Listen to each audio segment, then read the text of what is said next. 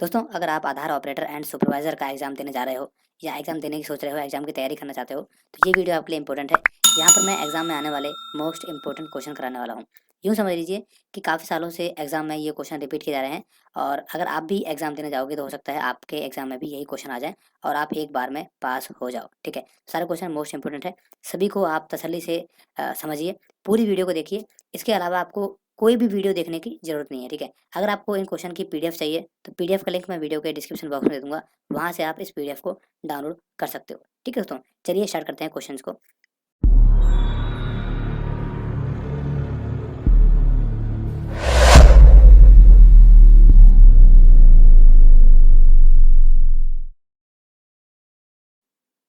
देखिए, पहला क्वेश्चन है, आधार कार्ड का कस्टमर केयर नंबर क्या है। दोस्तों वैसे देखिए बहुत सिंपल है ये, बट ये कॉमन चीज़ है, ये आपको पता होनी चाहिए और ये एग्जाम में जरूर आता है। मोस्ट इंपॉर्टेंट क्वेश्चन है ये, मेरे एग्जाम में भी आया था। आधार कार्ड का कस्टमर केयर नंबर क्या है, तो इसका राइट आंसर क्या है, 1947 1947 आधार कार्ड का कस्टमर केयर नंबर है। ठीक है, इसके बाद सेकंड क्वेश्चन, रजिस्ट्रार कौन होता है। रजिस्ट्रार कौन होता है, ठीक है, तो इसका आंसर ये वाला, राज्य सरकार, संघ क्षेत्र, पब्लिक सेक्टर अंडरटेकिंग और अन्य एजेंसियों एवं संगठनों के वे विभाग या अभिकरण जो अपने कुछ योजनाओं, गतिविधियों या संचालकों के कार्यवृंत के दौरान निवासियों के साथ बातचीत करते हैं। मतलब जो किसी भी स्कीम के लिए लोगों के साथ जाकर बातचीत वगैरह करते हैं, उनका काम करते हैं, उनको कहते हैं रजिस्ट्रार। ठीक है दोस्तों, इसमें से ऑप्शन टाइप क्वेश्चन निकलेंगे, ये आप ध्यान रखना। ठीक है, इसके बाद है नेक्स्ट क्वेश्चन, ये रहा, अगर आधार कार्ड ऑपरेटर या सुपरवाइजर, दोस्तों एक चीज़ मैं बता दूं आपको, आधार ऑपरेटर और सुपरवाइजर एक ही चीज़ है। ठीक है, पहले अलग था पर अब ये एक ही चीज़ है। पहले ये था कि भाई आधार ऑपरेटर का अगर आपका सर्टिफिकेट है तो आप सिर्फ आधार सेंटर में काम कर सकते हो, अपना खुद का सेंटर नहीं खोल सकते। ठीक है, और आधार सुपरवाइजर का सर्टिफिकेट है तो आप खुद का सेंटर भी खोल सकते हो, पर ऐसा कुछ नहीं है अब दोनों ये एक ही चीज़ है, इसीलिए इसका एक ही सर्टिफिकेट मिलता है, आधार ऑपरेटर एंड सुपरवाइजर। ठीक है, पहले ऑपरेटर का अलग था और सुपरवाइजर का अलग था, अब दोनों का एक ही चीज़ है। ठीक है, तो तीसरा क्वेश्चन है, अगर आधार कार्ड ऑपरेटर या सुपरवाइजर किसी व्यक्ति की डेमोग्राफिक या बायोमेट्रिक इन्फॉर्मेशन गलत डाल देता है, मतलब आपने कुछ अपडेट करवाया और उसने कुछ गलत अपडेट कर दिया, तो यूआईडीआई में उसके लिए कितनी सज़ा का प्रावधान है, मतलब कितनी उसको सज़ा मिलेगी या फिर क्या होगा। ठीक है, तो इसका आंसर है ये वाला, 3 साल तक की जेल हो सकती है या फिर 10,000 रुपये का जुर्माना हो सकता है। ठीक है दोस्तों, मोस्ट इंपोर्टेंट क्वेश्चन है। और एक चीज़ समझ लेना, जो ये वाला क्वेश्चन है जिसमें बताया गया है कि भाई कुछ गलती करोगे तो कितनी सज़ा मिलेगी या फिर कितना जुर्माना लगेगा, ये क्वेश्चन एग्जाम में आना ही आना है।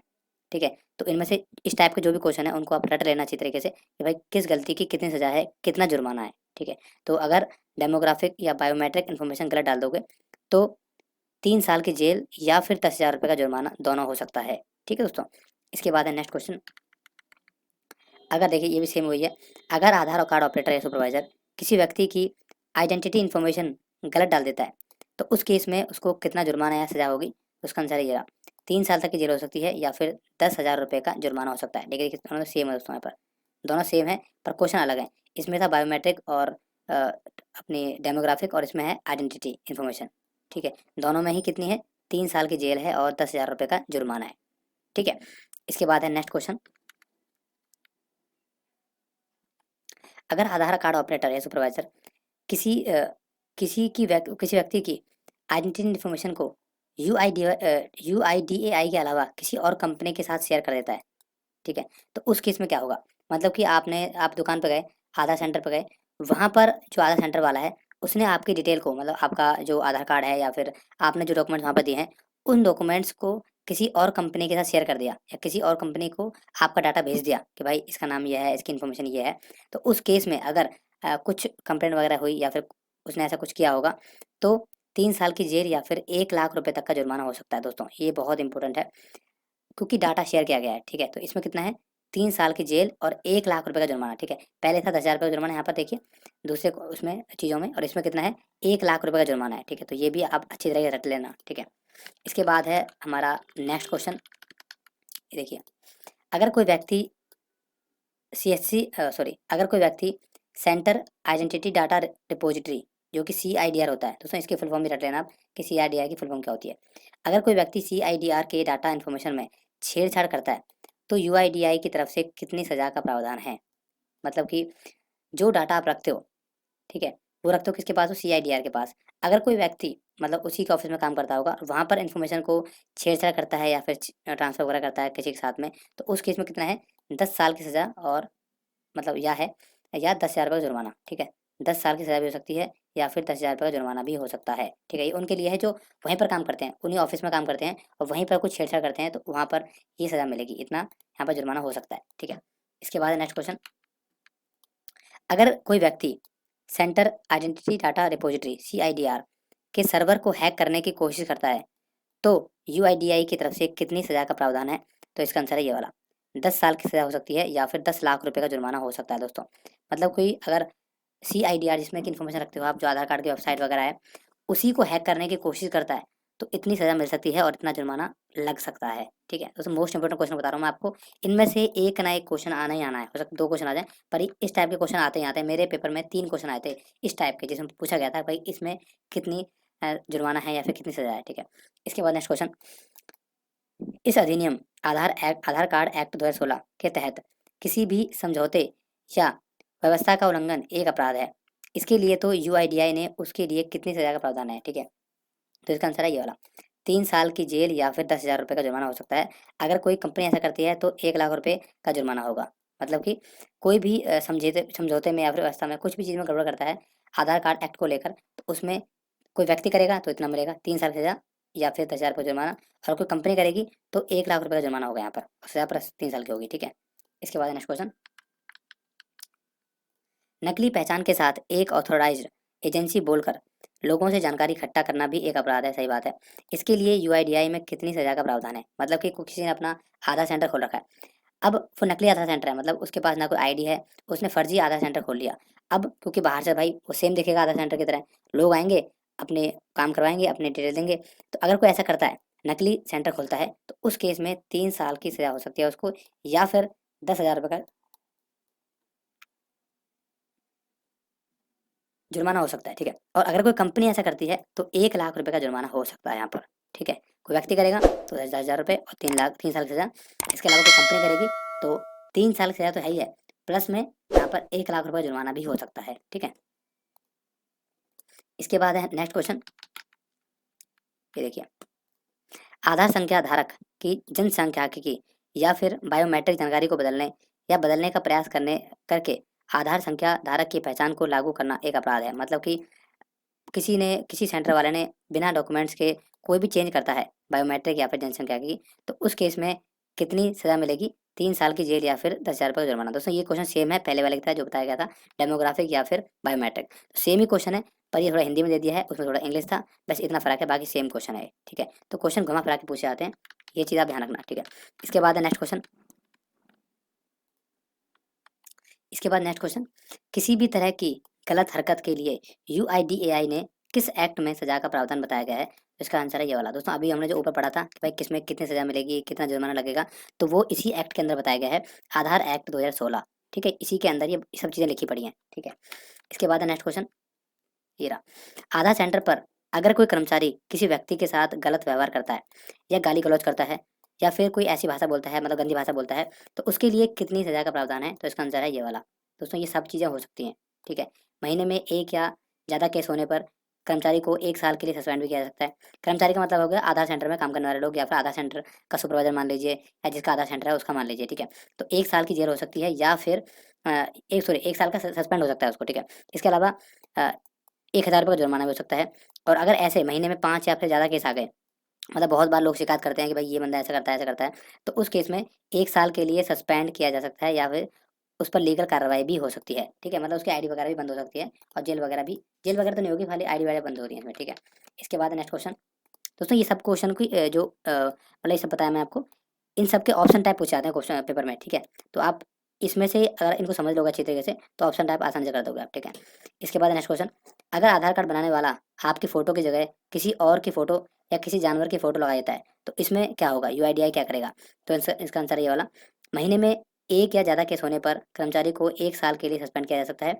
यहाँ पर एक केस के लिए 1,000 रुपये का जुर्माना बताया गया है। ठीक है जी, अगर महीने में 5 या फिर 5 से ज़्यादा केस होते हैं तो उस केस में 1 साल के लिए सस्पेंड हो जाएगा, साथ ही साथ उस पर लीगल कार्रवाई भी हो सकती है। दोनों का सेम आंसर है, तो इसको आप समझ लेना। ठीक है, इसके बाद है नेक्स्ट क्वेश्चन, ये रहा।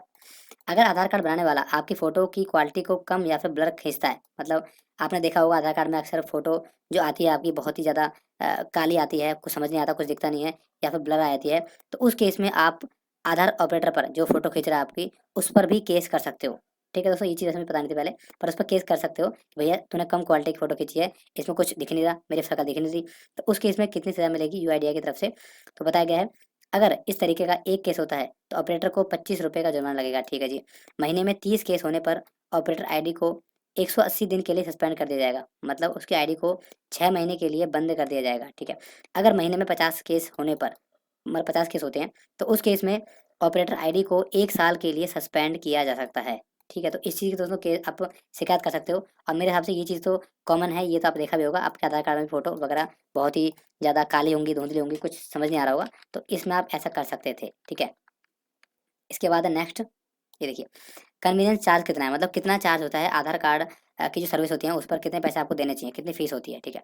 तो आधार जनरेशन को लेकर अगर आपको नया आधार कार्ड बनाना है तो उसकी कोई फीस नहीं है। ठीक है।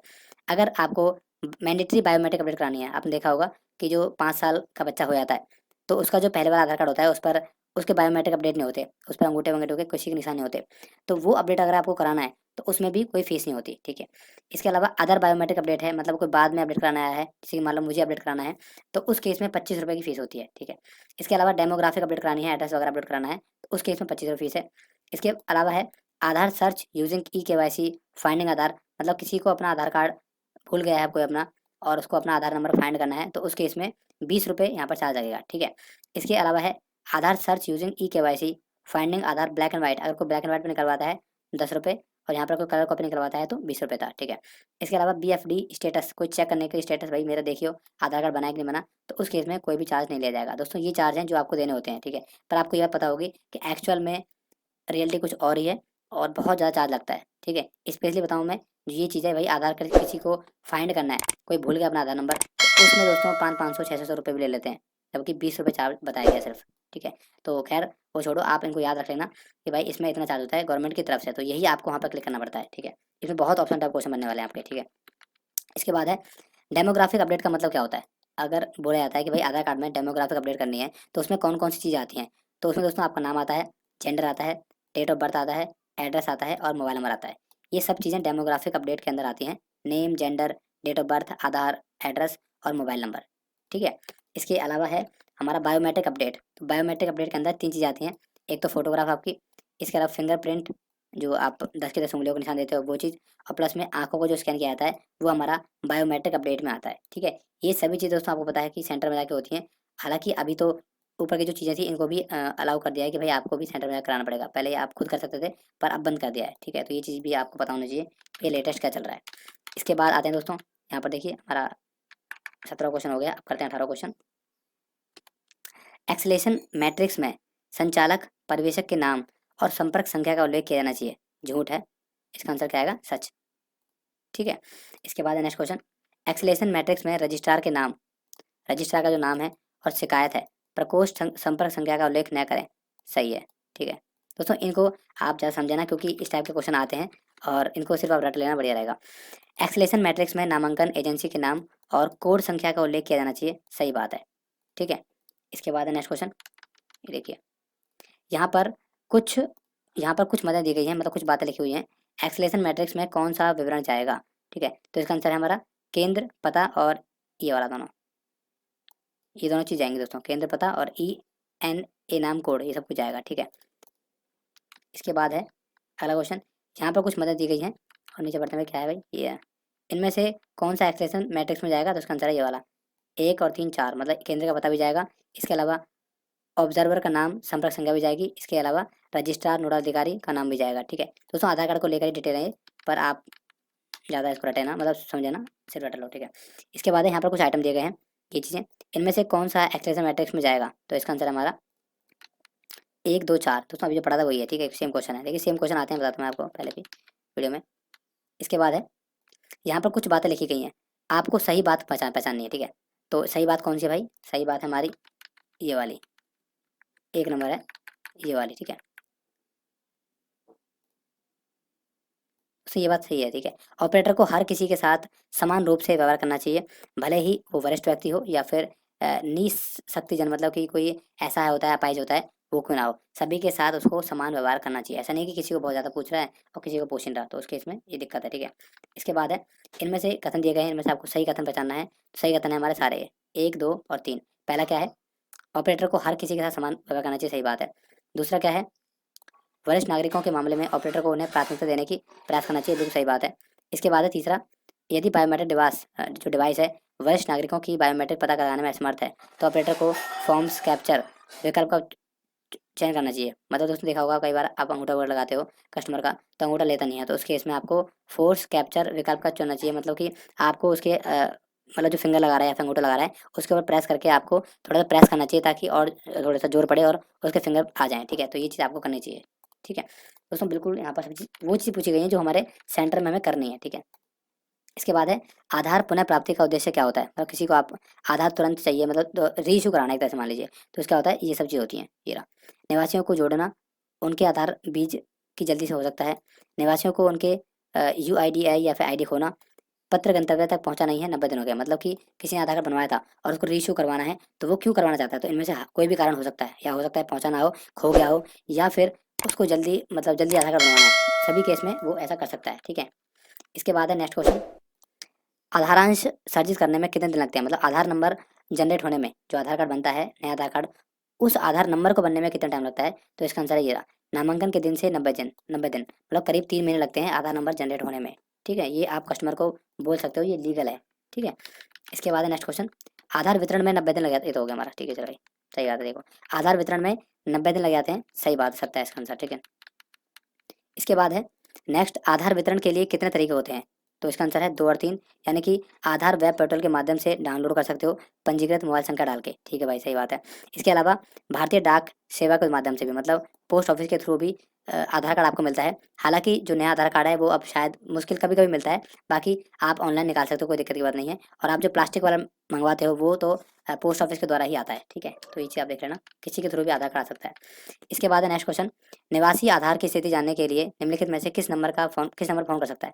मतलब किसी को स्टेटस जानना है कि भाई मेरा आधार कार्ड बना है कि नहीं बना, तो उसके लिए कस्टमर केयर नंबर कौन सा है, तो उसके लिए ये वाला 51 969, ये नंबर है कस्टमर केयर नंबर, ठीक है।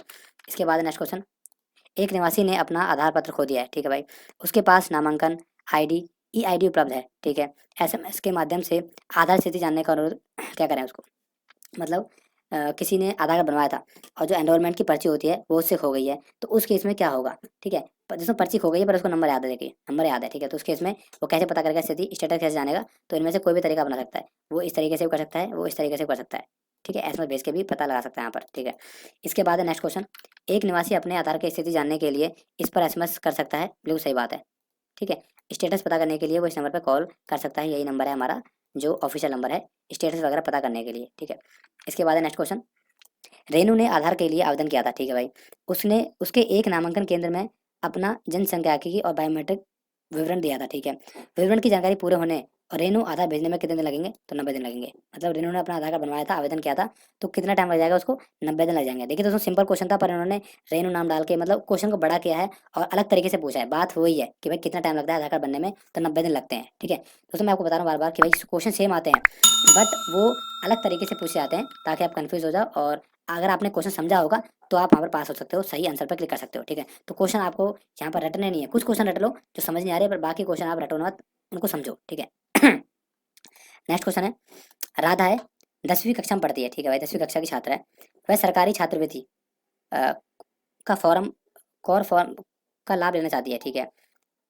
वह अपने आधार को योजना से लिंक करवाने के लिए जल्दबाजी कर रही है, जिससे कि वह अपनी पढ़ाई जारी रख सकती है, ठीक है भाई। मतलब जो पैसा मिलता है छात्रवृत्ति के द्वारा उसमें आधार कार्ड लगाना होगा, तो वो लगाना चाहती है, ठीक है। इस तरह के मामलों में क्या करना चाहिए, तो इस तरह के मामलों में दोस्तों ये रहा, इसका आंसर ये वाला है, उसके आधार का स्टेटस प्राप्त करने के लिए UIDAI पुनः प्राप्ति पर प्रक्रिया का प्रयोग करना चाहिए। मतलब कि कहने का मतलब यह है कि राधा नाम की लड़की है, वो आपकी दुकान पे आई है, 10वीं कक्षा में पढ़ती है, उसको स्कॉलरशिप वगैरह लेनी है, तो उसको आधार कार्ड लिंक करवाना है। तो उस केस में आपको फटाफट चेक करना चाहिए कि भाई आधार कार्ड का स्टेटस क्या चल रहा है, उसका आधार कार्ड एक्टिव है कि नहीं है, और फटाफट उसको अगर ऐसा नहीं है तो तुरंत ही री इशू करना चाहिए उसको, ये काम करना चाहिए, ठीक है। इसके बाद नेक्स्ट क्वेश्चन, एक निवासी का आधार कार्ड खो गया है, ठीक है भाई, किसी का आधार कार्ड खो गया, लेकिन वह अपनी आधार संख्या जानता है, उसको आधार नंबर याद है अपना, वह अपने निजी ईमेल आईडी पर अपना ई आधार प्राप्त करना चाहता है, ठीक है। इसके लिए वो क्या करेगा, क्या करना चाहिए उसको? तो इसका आंसर है ए और दो, मतलब एक और दो। पहला है ये, नामांकन केंद्र पर जाएगा, आधार सेंटर पर जाएगा, उनको बोलेगा कि भैया मेरा आधार कार्ड खो गया है, मेरा नंबर ये है और मेरा आधार कार्ड डाउनलोड कर दो, ठीक है, ईमेल आईडी पे भेज दो। तो ऐसा कर सकते हैं, ठीक है, एक तरीका ये हो गया। दूसरा तरीका ये है कि वो खुद ऑनलाइन UAIDI की वेबसाइट पर जाएगा, वो वहाँ से अपना आधार कार्ड डाउनलोड कर लेगा, जो कि सिंपल प्रोसेस है, मतलब सेंटर पर जाके भी करवा सकता है और UAIDI की वेबसाइट से भी करवा सकता है, ठीक है। इसके बाद नेक्स्ट क्वेश्चन। दोस्तों आपने एक चीज़ देखी होगी यहाँ पर कि सारे क्वेश्चन ऐसे हैं जो एक्चुअल में होने वाले हैं, दुकान पे काम करते टाइम होने वाले हैं, तो यही टाइप के क्वेश्चन आते हैं एग्जाम में, ठीक है। इसके बाद नेक्स्ट क्वेश्चन, एक निवासी का EID या फिर UID नंबर दोनों खो गए हैं, वो भूल गया नंबर अपना, तो उस केस में वो किस वेबसाइट पर जाएगा? तो इसका आंसर है ये वाला, इस लिंक पे जाएगा वो। अगर वो अपना आधार नंबर भूल गया है, EID नंबर भी भूल गया है, तो उस केस में वो इस वेबसाइट पर जाएगा और वहाँ पर अपना दोबारा से प्राप्त करेगा, प्रोसेस करेगा, ठीक है। इसके बाद है नेक्स्ट क्वेश्चन ये रहा, PDF प्रारूप में eAadhar.uidai.gov.in से आधार डाउनलोड करने के लिए निम्न में से कौन सी जानकारी दर्ज करनी चाहिए? मतलब ऑनलाइन आपको अगर आधार कार्ड डाउनलोड करना है तो कौन सी डिटेल आप भरोगे उसमें? तो इसका आंसर है सभी। मतलब आपको वहाँ पर अपना आधार नंबर डालना पड़ेगा या फिर EID नंबर डालना पड़ेगा, इसके अलावा अपना नाम डालना पड़ेगा, इसके अलावा पंजीकृत मोबाइल नंबर डालना पड़ेगा जहाँ पर OTP आएगा, सॉरी OTP डालना पड़ेगा सिर्फ, ठीक है। और ये सभी डालने पड़ेंगे दोस्तों आपको, ठीक है। वैसे तो इस नंबर से और इस नंबर से काम हो जाएगा, पर अगर ये नाम, अगर OTP वगैरह नहीं आता है या फिर नाम भी मांगता है तो नाम डाल सकते हो आप, ठीक है। इसके बाद अगला क्वेश्चन देखिए, आधार से संबंधित किसी भी समस्या के लिए आप किस नंबर पर कॉल कर सकते हो? तो इसका आंसर ये, आधार कार्ड का जो कस्टमर केयर नंबर है ये इंपॉर्टेंट है दोस्तों, और आप देख सकते हो कि ये अभी तक हमने जो क्वेश्चन पढ़े हैं उसमें 2 बार आ चुका है, ठीक है, तो ये इंपॉर्टेंट क्वेश्चन है। इसके बाद है नेक्स्ट क्वेश्चन, पूजा ने आधार के लिए अपना नामांकन किया, नया आधार बनवाना था उसको और उसने एनरोलमेंट कर दिया। स्टेटस पता करने के लिए वह निम्नलिखित में से किस वेबसाइट पर जा सकती है? उसको स्टेटस चेक करना है कि भाई मेरा आधार कार्ड बना है कि नहीं बना है, तो उस केस में वो इस वाली वेबसाइट पर जा सकती है या फिर इस वाली वेबसाइट पर भी जा सकती है। दोनों ही ये आधार कार्ड की ऑफिशियल वेबसाइट है, eAadhar.uidai, और ये वाली भी, ठीक है। यहाँ पर एक डी नहीं आएगा, मैं इसको सही कर दूंगा, ठीक है। इसके बाद नेक्स्ट क्वेश्चन, एक निवासी है का आधार कार्ड खो गया है, ठीक है, उसके पास केवल EID नंबर है, आधार पाने के लिए वो क्या कर सकता है? ठीक है, आधार कार्ड खो गया है, सिर्फ EID नंबर है, पहले वाला क्वेश्चन दोस्तों सेम है जो अभी हमने ऊपर किया था, और देखिए दोबारा आ गया, ठीक है। उसका आंसर राइट आएगा हमारा 1 2 3 4, ये सभी ये कर सकता है, ठीक है, सभी इस टाइप पे फॉलो कर सकता है।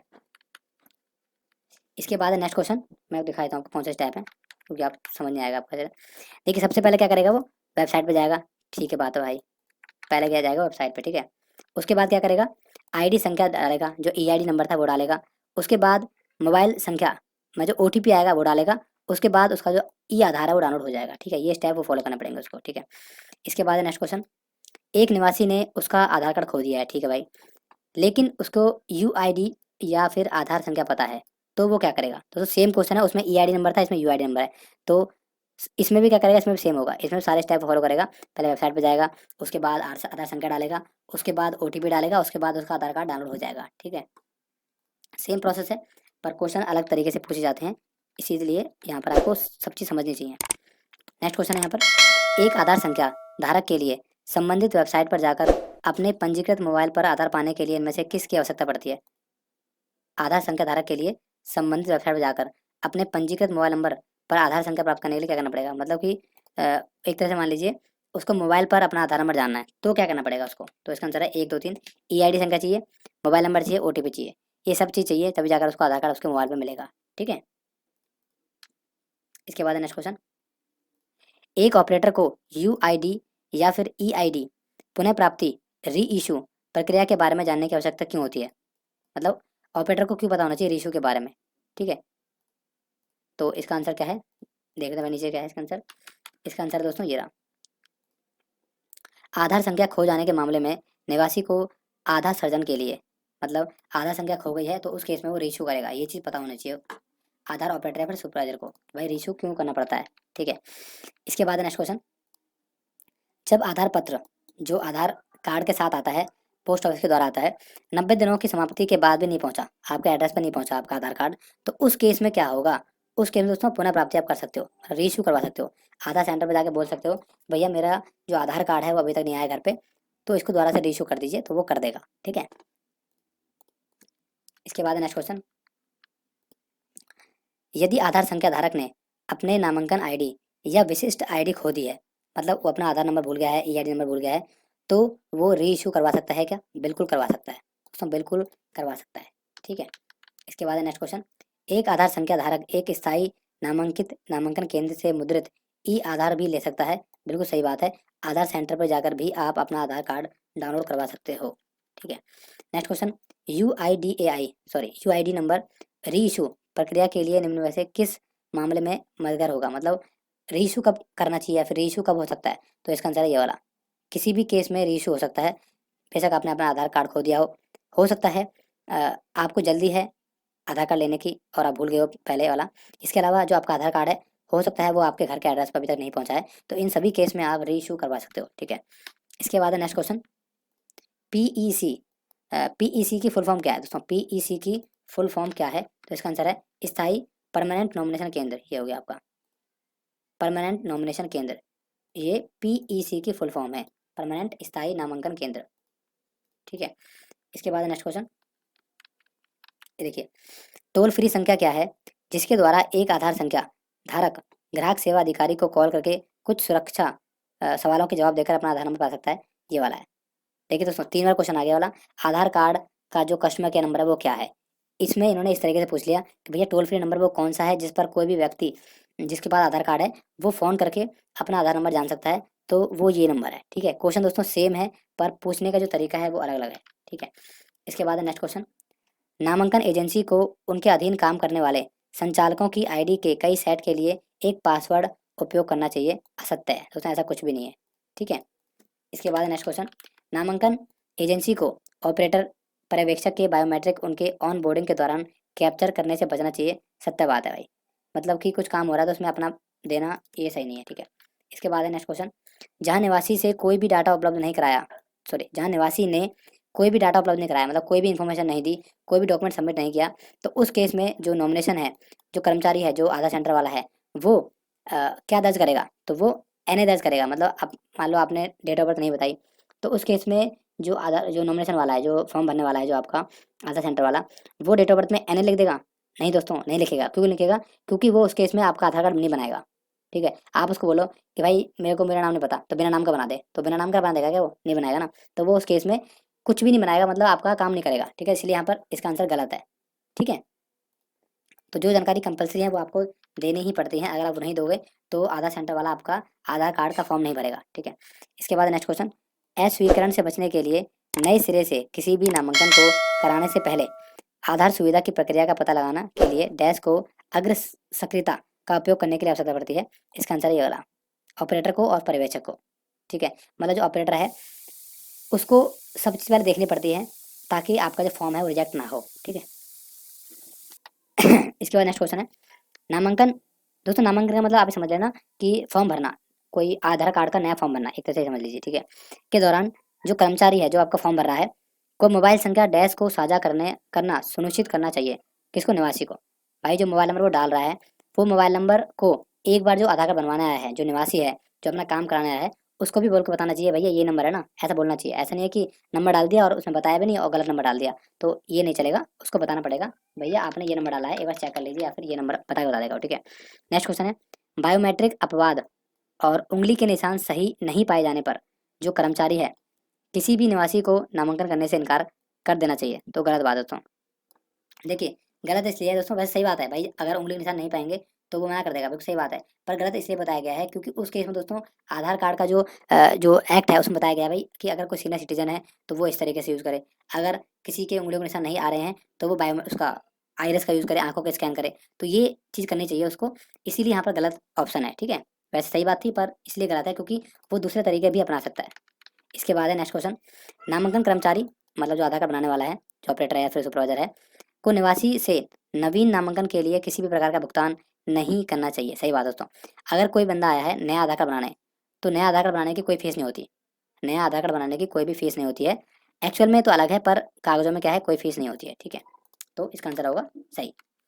इसके बाद है जो हैंडीकैप पर्सन है, या फिर जो सीनियर सिटीजन है, या फिर जो कोई प्रेग्नेंट लेडी है, को प्राथमिकता देनी चाहिए। बिल्कुल सही बात है। अगर इनमें से कोई भी है सेंटर पे आपके लाइन में खड़ा हुआ है, तो आपको पहले इनका काम करना चाहिए, या फिर इनके लिए अलग लाइन का उपलब्ध विकल्प करना चाहिए आपको।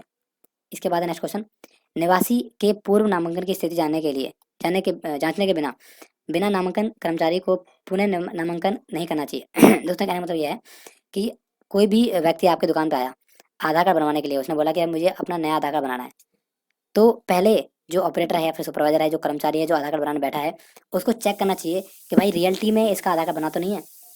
ऐसा ना हो कि उसका पहले आधार कार्ड बन रखा हो और आप खाली पीले उसका फॉर्म भरने लगे। तो पहले उसको चेक करना चाहिए। चेक कैसे करेगा? बायोमेट्रिक लेके इस तरीके से चेक कर सकता है वो कि भैया पहले इसके नाम पर कोई आधार नंबर है कि नहीं है। ठीक है, तो इसी चीज़ को यहाँ पर लिखा गया है। इसके बाद है नेक्स्ट क्वेश्चन, यहाँ पर कुछ बातें लिखी गई है, उनमें से कौन सी बातें सही है?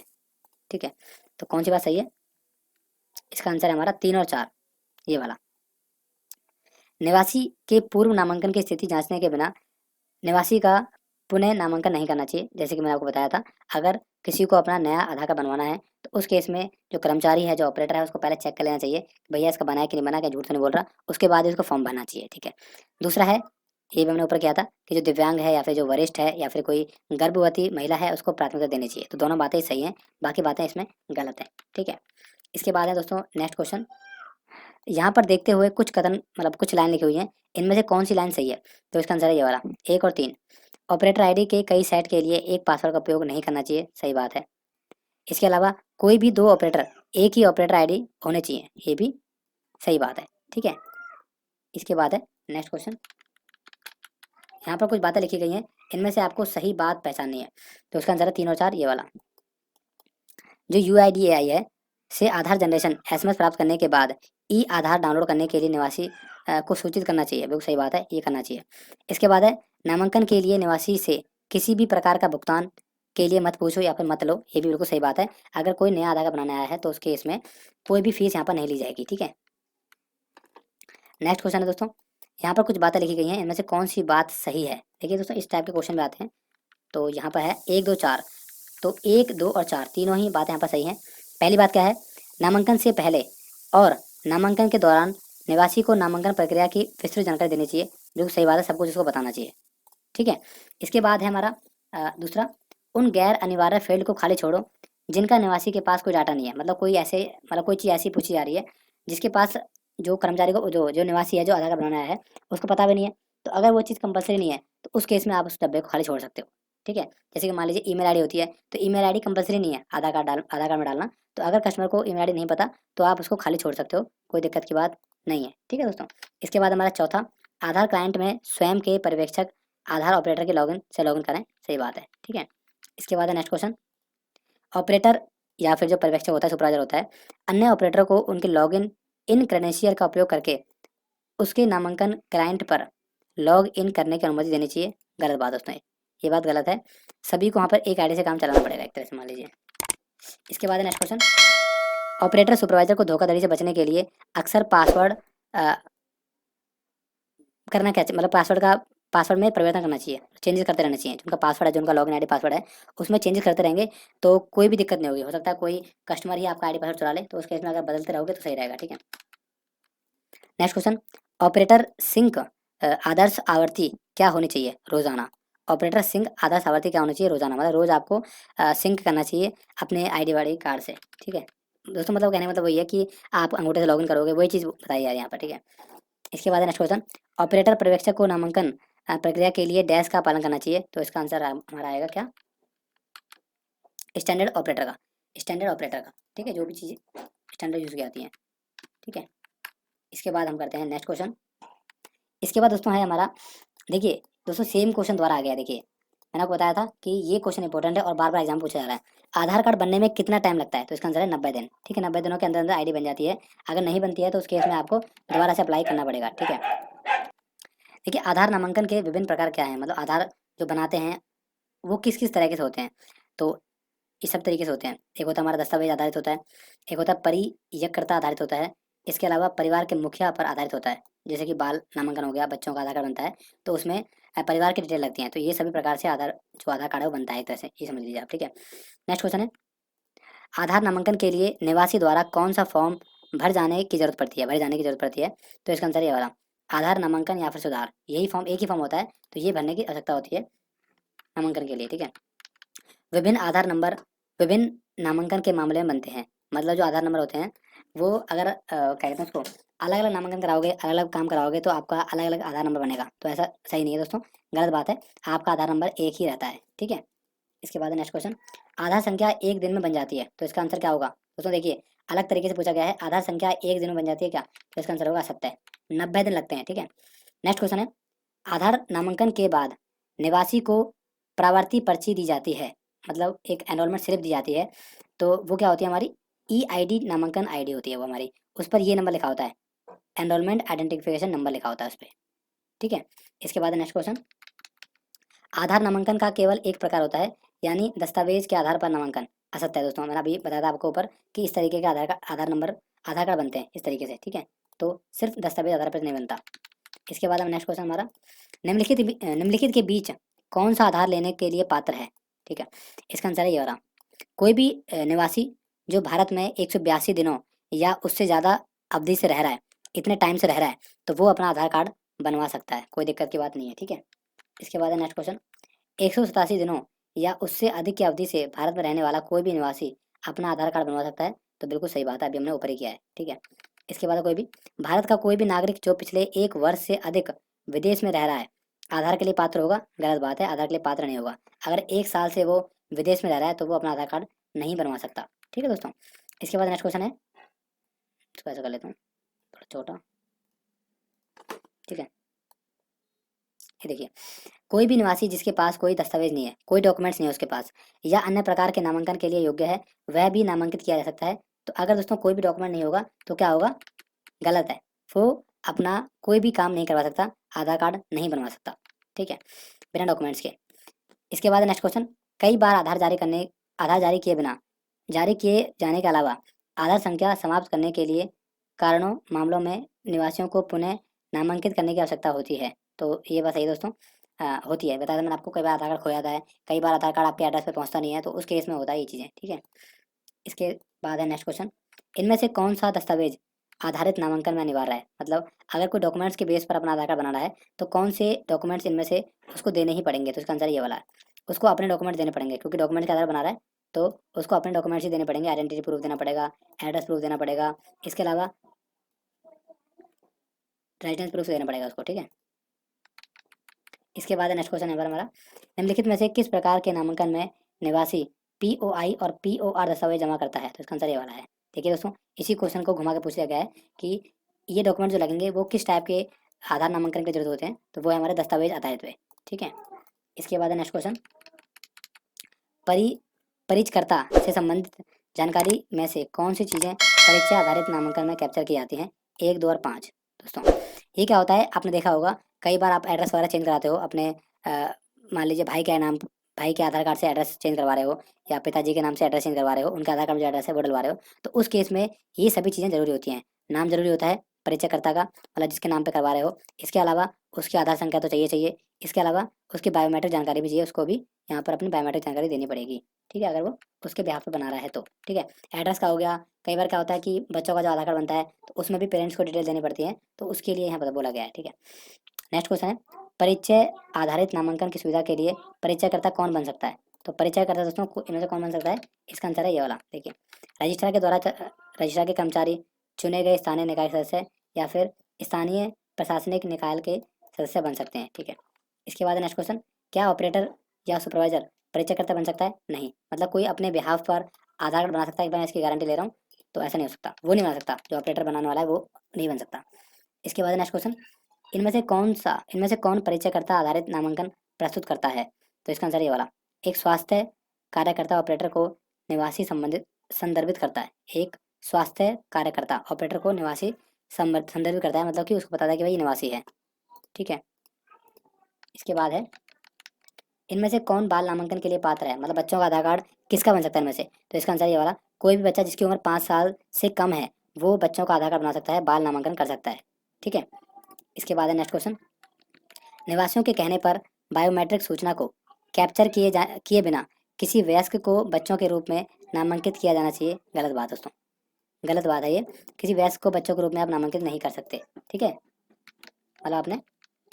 इसके बाद नेक्स्ट क्वेश्चन, दोस्तों ये ऊपर वाला क्वेश्चन था, उसका मतलब ये था, मान लीजिए भाई बच्चों का जो आधार कार्ड बनता है वो किससे बनता है, वो बनता है बिना बायोमेट्रिक अपडेट के, मतलब बिना बच्चों के आधार कार्ड, बिना अंगूठे के निशान लिए। तो उसी केस में अगर कोई निवासी ये कह दे भैया मेरा बना दो बच्चों का आधार कार्ड, मेरी उम्र इतनी है, मतलब जो भी है, ज़्यादा उम्र है, तुम बच्चों को बना दो, क्योंकि बच्चों में तो अंगूठा लगेगा नहीं, तो उस केस में ऐसा नहीं हो सकता, ठीक है।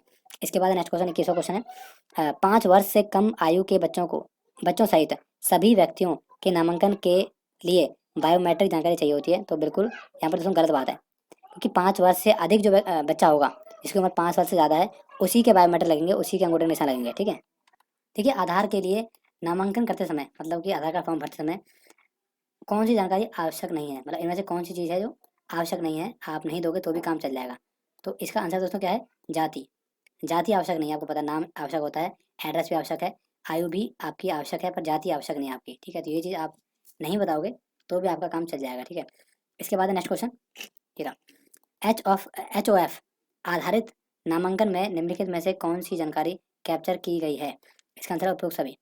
दोस्तों एच ऑफ एफ होता है आपका हेड ऑफ फैमिली। आपने देखा होगा, आप अपने आधार कार्ड में अगर एड्रेस चेंज करवाते हो, फैमिली का जो हेड है, मुखिया के आधार कार्ड के बिहाफ पर, मतलब भाई उसके आधार कार्ड में जो एड्रेस होगा वो आपके आधार कार्ड में आ जाएगा। इस तरीके से आप जब एड्रेस चेंज करवाते हो तो उस चीज़ में कौन कौन सी जानकारी ली जाती है, तो इसमें सब कुछ लिया जाता है। मुखिया का नाम क्या है वो भी आएगा, रिश्ता क्या है, मतलब पिता है माता है, क्या रिश्ता है वो भी आएगा। इसके अलावा जो मुखिया है उसका आधार संख्या ये भी आएगा। इसके अलावा बायोमेट्रिक पुष्टि मतलब OTP वगैरह भी आएगा। तो ये सब चीज़ आएंगी, उसके बाद ही आप अपना एड्रेस चेंज करवा सकते हो। एड्रेस क्या, ठीक है। इसके बाद नेक्स्ट क्वेश्चन, परिवार के मुखिया आधारित नामांकन के लिए अनिवार्य दस्तावेज क्या हैं, कौन कौन से डॉक्यूमेंट्स यहाँ पर देने पड़ेंगे। तो इसका आंसर है 1 और 2। एक तो है ये वाला कि भाई उनका संबंध है, उसका प्रमाण क्या है। इसके अलावा जो दूसरा जो इंपॉर्टेंट डॉक्यूमेंट है वो है परिवार के मुखिया का आधार संख्या या आधार कार्ड मान लीजिए, ठीक है, ये दोनों डॉक्यूमेंट होने चाहिए। इसके बाद है नेक्स्ट क्वेश्चन, बाल नामांकन के लिए अनिवार्य दस्तावेज क्या है, मतलब अगर बच्चों का आधार कार्ड बनाना है तो उस केस में कौन कौन से डॉक्यूमेंट्स आपको देने पड़ते हैं, अनिवार्य हैं। जन्म की तारीख का प्रमाण, डेट ऑफ बर्थ मान लीजिए, देना पड़ेगा आपको। इसके अलावा माता पिता में से किसी एक का आधार कार्ड वो देना पड़ेगा। इसके अलावा संबंध क्या है वो तो उसे पता चल जाएगा कि माता एक पिता है, ये चीज़ें पता होनी चाहिए, उसके बाद बच्चे का आधार कार्ड बन जाएगा, ठीक है। नेक्स्ट क्वेश्चन है तेरा, बाल नामांकन जो बच्चों का आधार कार्ड होता है के मामले में नामांकन फॉर्म में किस पते का उल्लेख किया जाता है। तो इसमें दोस्तों जो माता पिता का पता होता है, जो माता पिता के आधार कार्ड में होता है, उसी एड्रेस का उल्लेख किया जाता है, वही एड्रेस भरना पड़ता है, ठीक है। इसके बाद नेक्स्ट क्वेश्चन, ऑपरेटर आधार नामांकन के लिए निश्चित राशि का शुल्क ले सकता है, आ सकता है। दोस्तों आपको पता होगा कि आधार कार्ड बनाने के लिए कोई भी पैसा नहीं लगता, ठीक है, तो शुल्क ले सकता है, नहीं ले सकता, ठीक है, किसी भी प्रकार का कोई भी अमाउंट नहीं ले सकता आधार कार्ड बनाने के लिए, ठीक है, नया आधार कार्ड बनाने के लिए। इसके बाद नेक्स्ट क्वेश्चन है, नए नामांकन और अनिवार्य बायोमेट्रिक अध्ययन की लागत निवासी से चार्ज की जाती है। दोस्तों असहजता है, देखिए अभी ऊपर बात हुई थी हमारे, अगर कोई नया आधार कार्ड बनाता है तो कोई चार्ज नहीं होगा। इसके अलावा कोई बायोमेट्रिक अपडेट करवाता है जो कि अनिवार्य है, जैसे कि बच्चा छोटा था पहले, अब उसकी उम्र 5 साल हो गई है, उस केस में उसको बायोमेट्रिक अपडेट कराना पड़ेगा, तो उस अपडेट का कोई भी पैसा नहीं लिया जाएगा, वो बिल्कुल फ्री ऑफ कॉस्ट होगा, ठीक है।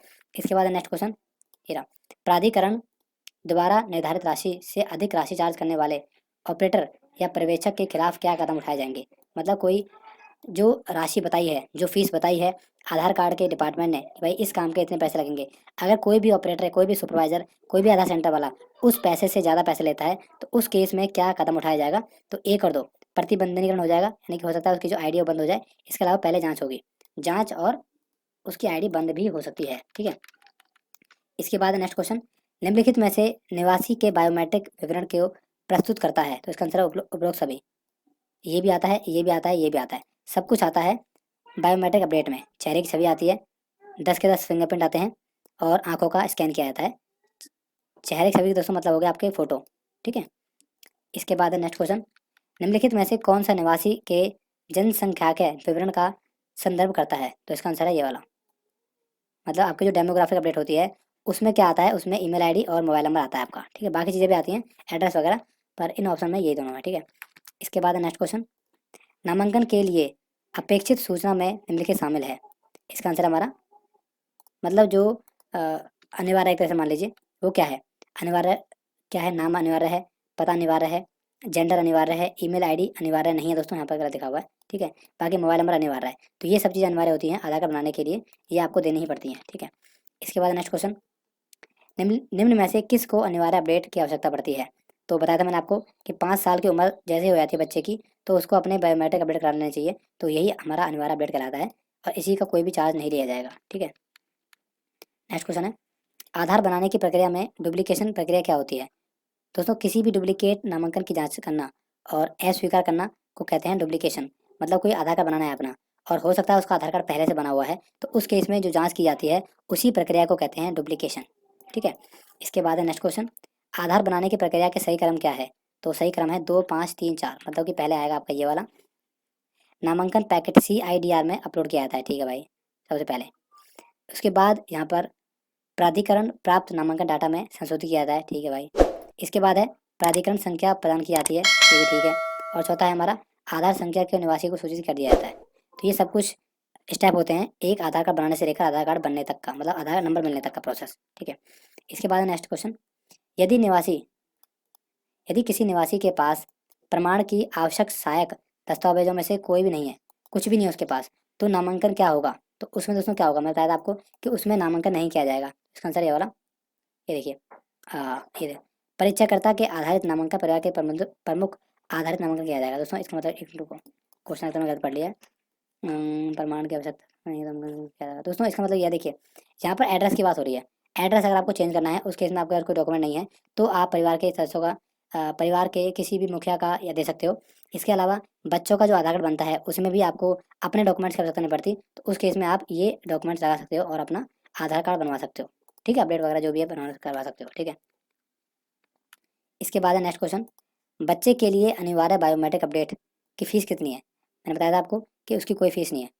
बच्चा जब 5 साल का हो जाता है उसके बाद जो अंगूठों के निशान या अंगूठे के निशान लिए जाते हैं वो अनिवार्य होते हैं, वो करने पड़ते हैं और इसका कोई भी चार्ज नहीं लिया जाता है। इसके बाद नेक्स्ट क्वेश्चन, बायोमेट्रिक विवरण अपडेट करने के लिए निम्नलिखित में से किस मोड का निवासी उपयोग किया जा सकता है? तो इसका आंसर ये वाला, नामांकन केंद्र पर जाकर अगर आपको बायोमेट्रिक अपडेट करवानी है तो उसके लिए आपको CSC centre, common service centre, Aadhaar centre पर ही जाना पड़ेगा, जहाँ पर आपका एक काम हो पाएगा। बाकी घर से आप बायोमेट्रिक अपडेट नहीं कर सकते, ठीक है। इसके बाद नेक्स्ट क्वेश्चन, एक निवासी प्राधिकरण की वेबसाइट पर अपने आधार विवरण में किए गए अपडेट की स्थिति को कैसे ट्रैक कर सकता है? मतलब कैसे पता कर सकता है कि भाई उसका स्टेटस क्या है? तो इसका आंसर दोस्तों ये वाला, SSC UP पोर्टल के माध्यम से प्राप्त प्रावर्ती पर्ची या URN पर मुद्रित ID का उपयोग करके वो पता कर सकता है। दोस्तों ये इंपॉर्टेंट क्वेश्चन है, ये मेरे एग्जाम में भी आया था, ठीक है। तो इसको आप अच्छी तरीके से रट लेना। नेक्स्ट क्वेश्चन है, आधार संख्या भौतिक रूप से निवासियों में भेजी जा सकती है जिसमें कि डैश शामिल है? दोस्तों बिल्कुल समझ आए, पत्र भौतिक रूप से होगा, मतलब जिसको छू सकते हैं। तो पत्र आता है, जो लेटर आता है आधार कार्ड का, वो इसमें शामिल हो जाएगा आपका, ठीक है। बाकी चीज़ें ईमेल आईडी, वेबसाइट, SMS, ये तो हमारा भौतिक नहीं है ना, इसको आप छू नहीं सकते, इसको सिर्फ देख सकते हो, ठीक है। तो वही चीज़ है यहाँ पर। इसके बाद हमारा नेक्स्ट क्वेश्चन, आधार अद्यतन अनुरोध नामांकन में निवासी डैश पुष्टि के बाद होता है। इसका आंसर क्या है दोस्तों? इसका आंसर है हमारा आधार आधारित बायोमेट्रिक पुष्टि। आधार आधारित बायोमेट्रिक पुष्टि के बाद ही निवासी का पुष्टिकरण होता है, ठीक है। नेक्स्ट क्वेश्चन है, ईमेल आईडी और मोबाइल नंबर आधार डाटाबेस में निम्नलिखित मोड के द्वारा अद्यतन किया जा सकता है। तो इसका आंसर है ये वाला, ईमेल आईडी।